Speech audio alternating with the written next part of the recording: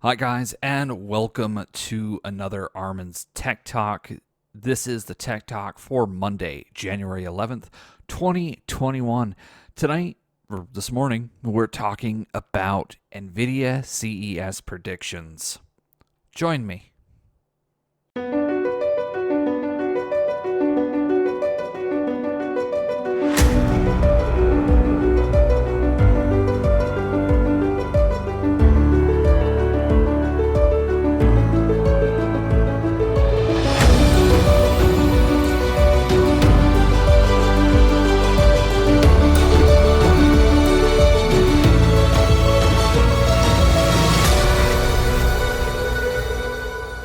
On Tuesday morning, January 12th, 2021, Nvidia will kick off their CES press conference digital event. These events, of course, are digital this year again because of the virus. If you're not aware, a lot of people aren't able to be in attendance. I'm wondering if this video this time out will be in Jensen's kitchen, but we will see here shortly. However, this video isn't necessarily about Jensen's kitchen and how epic it looks. This video is about what Nvidia is going to show. And I think the big takeaways that we're going to have is Nvidia is touting in their social media feed that they're going to have 4 announcements. I think we're going to get a mobility announcement, so mobile chips. We're going to get a 3080 Ti or 3080 Super announcement. I think that the specs for the video card could be interchanged, whether they call it a Ti or Super. I'm not quite sure which naming convention that they want to go with at this point. But it's going to be the 20 gigabyte card that is going to be similar in spec to the RTX 3090. So the RTX 3080 Ti, RTX 3080 Super, whatever they're calling it. I think they're going to show that. The next couple announcements are going to be a little bit harder. We're going to talk about software because over the past few years, Nvidia has really made a big push about getting out more software packages, whether it's DLSS, whether it's Shadow Play with 4K, whether it is their Nvidia Ansel. Earlier in the year, at the end of last year, 2020, or in September, when they were talking about launching the RTX cards, they ended up talking about a software package to allow NVIDIA cards to get access, their memory to get access directly from the CPU, also for them to get access directly to the SSD so that the assets weren't passed from SSD to CPU to GPU and then back again, really trying to increase and do some PlayStation 5 style latency tricks. AMD has already brought this to the desktop, so I think that we are not long to see this come from NVIDIA to the desktop, so I think they'll end up discussing that. I also think that we might see glimpses of DLSS 3.0, which is rumored, of course, to have a more broader implication on super sampling with games. The rumor floating around was this would allow games that supported TAA to be super sampled. So I think we might see that. Maybe it needs a little bit longer in the oven, but we will probably see that.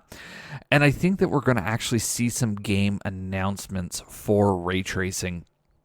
Now, anybody who might be expecting Doom Eternal, I don't think that game has got RTX ready, at least from the way Digital Foundry talked a few weeks ago in their end of the year gaming discussions. Although I do think that we will see Doom Eternal with some form of ray tracing by the end of 2021.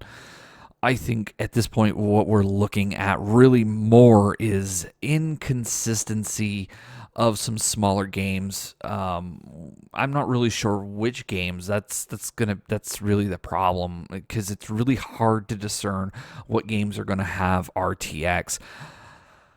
Actually, what would really be great is if Microsoft partnered with Nvidia to bring RTX ray tracing to the Halo collection or Halo 4. That would actually be kind of interesting. Or even Halo 3, going back to an older game. I mean, there has been some talk of ray tracing being a component in Halo Infinite. Of course, Halo Infinite's not coming out till the end of 2021. I would assume that's going to use DX ray tracing instead of Nvidia's flavored of ray tracing. And actually that's the other big thing with ray tracing right now is everybody is using it. So really, what is Nvidia offering that DX ray tracing doesn't, or that Vulkan ray tracing doesn't? So to get a little more oomph and a little more pizzazz behind RTX ray tracing, we might see Nvidia do a little bit of a PR blitz at CES 2021 when it comes to RTX ray tracing, especially as these other ray tracing APIs start to come into existence and start to really come into their own. Because I believe even the CryEngine 5.0, 6.0, whatever they're up to now, they're going to have their own version of ray tracing. I don't think it's going to be RTX ray tracing. So Nvidia needs to really push their proprietary package a little bit more. So I think CES might be a good place to do that,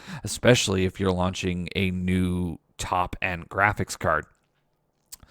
So those are really my predictions. NVIDIA's event's really not going to be long, and NVIDIA really likes to get into technical details and show off a lot of demos.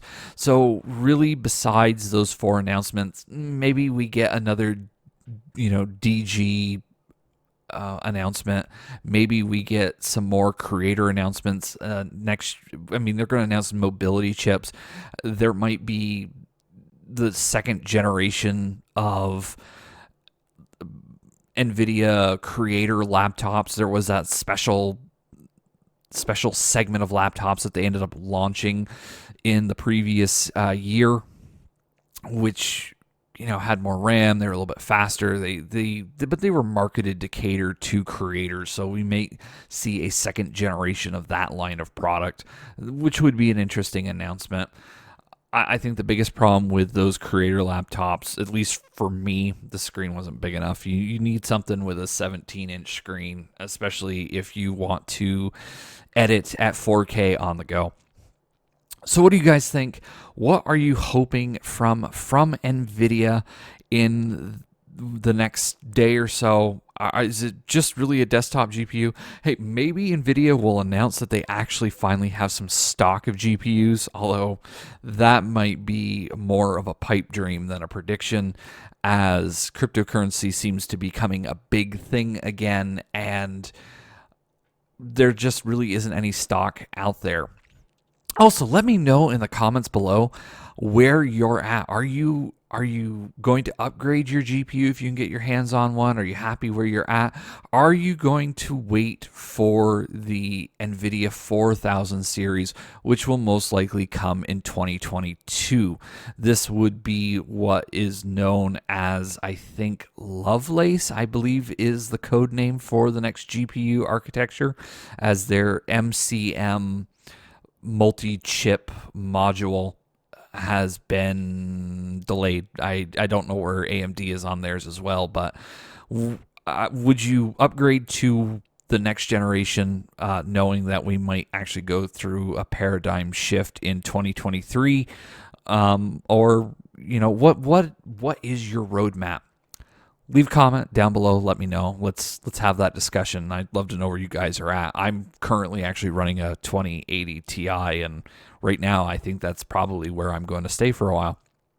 If you like these videos, of course, hit that subscribe button. If you like this video, if you like the content, if you think I got some good ideas, give me a thumbs up. Of course, you know what to do if you didn't like the video. And I will see you guys all in the next one. Of course, let me add one thing. There is a playlist, so if you want to see more CES 2021 videos, do click into that.